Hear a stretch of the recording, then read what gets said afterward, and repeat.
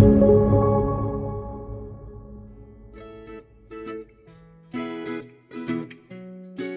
il Grischun dati 12 grands lais d'accumulaziun e abundant cient ovras idraulicas.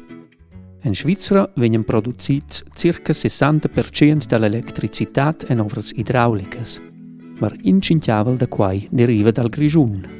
Ma co arriva questa elettricitat acnamain fin a casa en la Bischla? Questa domanda vien trattata in quest curt film. Mincha ovra idraulica dispone da due parts elementaras. Per l'ina la turbina, per l'altra il generatur. L'aua currenta mette in movimento la turbina.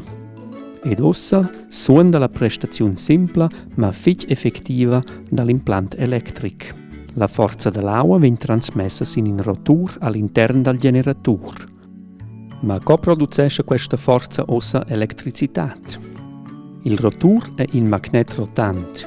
Intorno il rotur è installato spols. Intanto che il spols è fix, gira il rotur all'interno del generatur.